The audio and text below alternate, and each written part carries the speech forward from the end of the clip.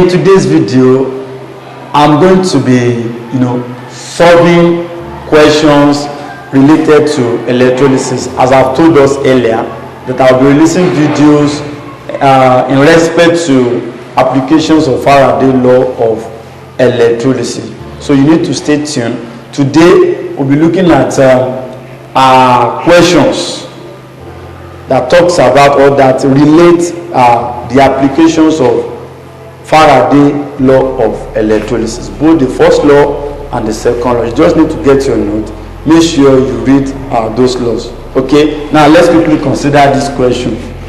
A voltmeter containing copper 2 sulfate. So the first metal that we have there is copper 2 sulfate solution is connected in series to another voltmeter containing silver nitrate. So we also have another metal there, silver nitrate. When a current of, so we have current was passed through the solution, okay, then we were given a particular mass of silver nitrate was deposited. Now that's all. So this is the question. Now let's look at the application. Now I told us yesterday that I'm going to be giving you shortcuts on how to go about these calculations and the application. What you just need to do is master those shortcuts. Once you get those formula, you are good to go. All right, let's go. Now, when you are calculating any question related to electrolysis, you use this formula. Number of Faraday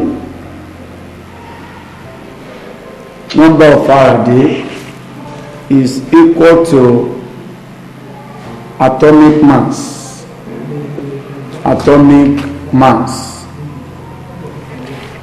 Okay, then we also have Q, which is stated by our Faraday first law. Q, say the mass of element deposited or liberated during electrolysis is what is directly proportional to the quantity of electricity passing through the electrolyte. So that means that this Q is a function of current and time.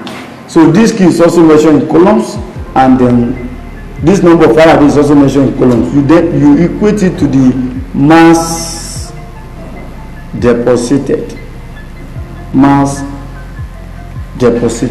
Now, in this case, if you are talking about gas, if you are talking about gaseous substance, instead of atomic mass of element, we are going to use molar volume, which is 22.4 dm.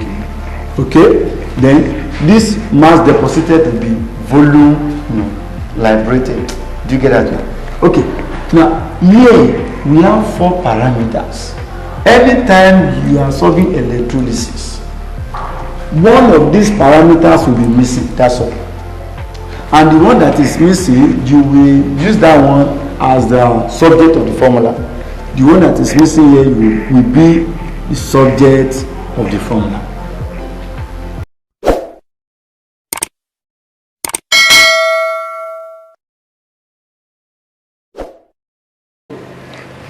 Now, the first step we are going to take right now is that we are going to write the ionic equation.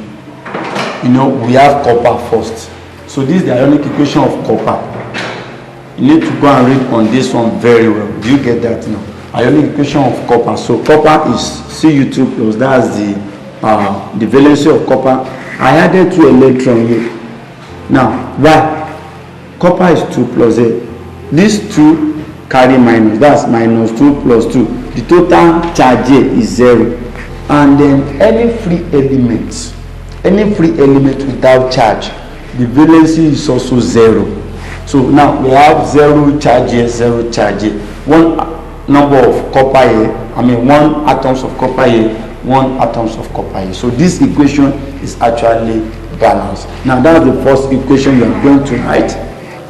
Now, when I put number of Faraday here, the number of electrons you are adding determines the number of Faraday.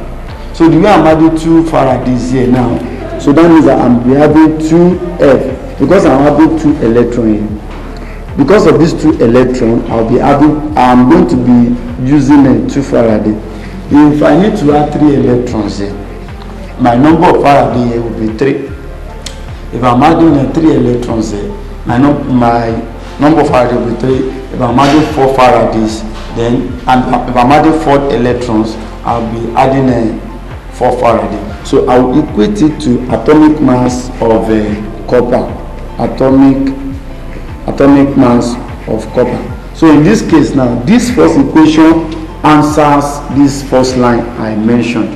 This equation answers this first line. So number of Faraday here, which is 2 times, and then 1 Faraday is 96,500 coulombs, will give us atomic mass of copper, the one equation, which is 63.5 gram. So this is the first equation. This second equation, you can answer this second equation if you know the Q. Q can be calculated, or the value of Q can be given. Do you get it now? Then mass deposited. Now let's go back to the question and see which mass was given. Okay, we were given 0.78 gram of silver. That means that we need to write ionic equation for silver too. And then for silver, Ag plus.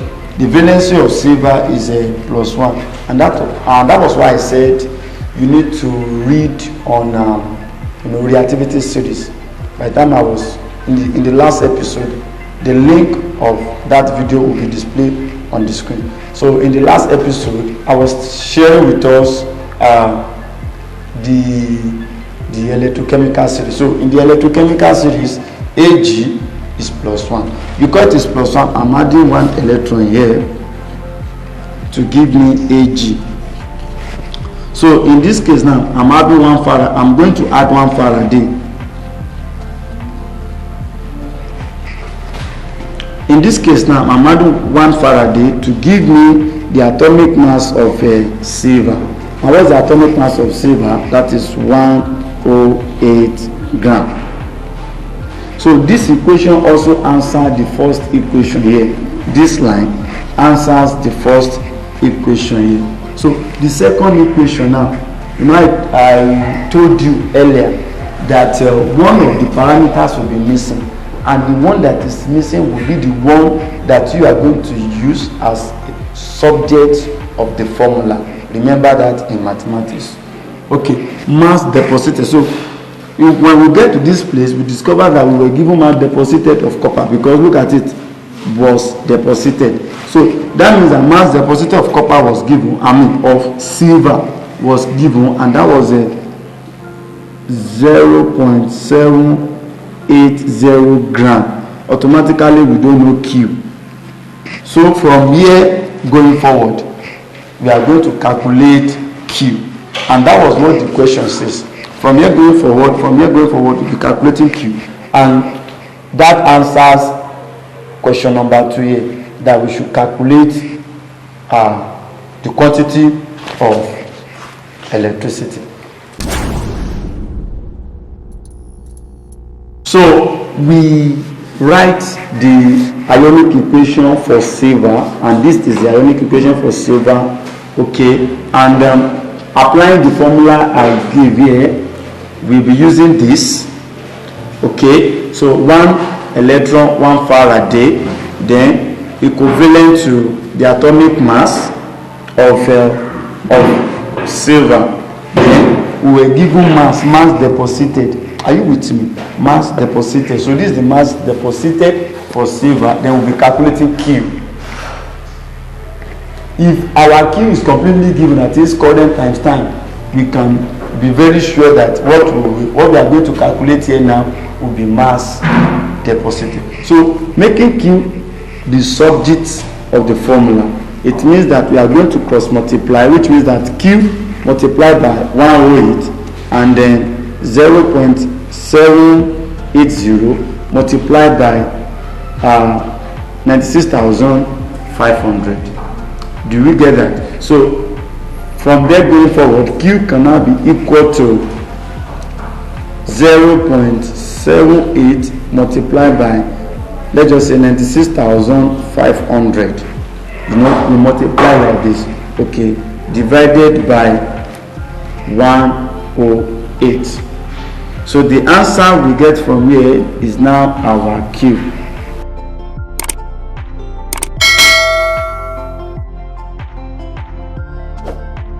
So by the time we do our calculations here, if you do the calculation very well, our Q will be this.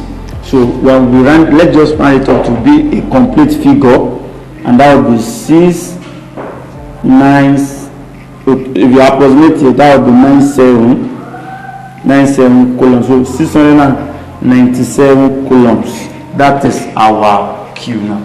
So out of that question, we've calculated Q out. Do you get that now? So the remaining question there is the mass of copper deposited and the current. Now, with this, you should be able to do the rest, but let's solve it together. Since the question is asking us to calculate the mass of copper deposited now, so we are going to need ionic equation for copper, and this is the ionic equation for copper. So from there, we can say that copper needs two electrons for us to have copper being deposited. So because copper needs 2 electrons, copper will also need 2 Faraday for us to have the atomic mass of copper, which is 63.5 gram. So from here, you can say 2 multiplied by 96,500 will give us the atomic mass of copper, which is 63.5 gram. Remember this equation. We have calculated Q the other time, and our Q is 697. We have calculated Q. So Q is equal to, now that's what the question is asking us to calculate, the mass deposited. Let's just represent with X the mass deposited. So representing with X, we still do this. We are going to do change of subject formula, and that will be X is equal to, so 697 multiplied by 63.5 divided by 2 times 9650.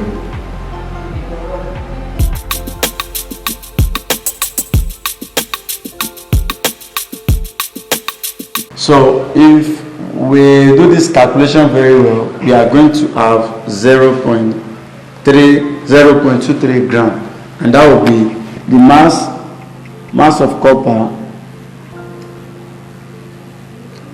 copper deposited is equal to 0.23 gram. So the last question there, we should calculate the time of current flow. The time of current flow, remember our Q is a function of current times time. That's the formula for Q, is a function of current multiplied by time. And remember that we have calculated Q before, which is 697 is equal to, our current was given to be 0.200 multiplied by our time. So, and that's what the question is asking us to calculate. The question is asking us to calculate time. So we make time the subject of the formula. So then just divide both sides by 0.200. So here cancel this, and then our time is equal to 697 divided by 0.200. So T is equal to, so our final answer is now 3,485 seconds. That's because our time is expressed in seconds. And note that anytime you are given time, whether in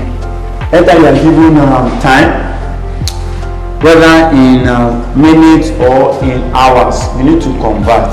Take note of that. If you are given time in minutes, let's say 45 minutes, you might just need to add 60 and multiply by 60 to convert it to seconds. But if you are given in hours, let's say you are given 2 hours, so you multiply by 60 first to convert to minutes, and then you multiply by another 60 to convert to seconds. So that's just the only logic that is there when it comes to time. So in summary, this formula will go for any calculations or any applications of Faraday law of electrolysis. So any question you have, you can drop it in the comment box. Don't forget to subscribe to Pleasance Chemistry. Till I come your way next week.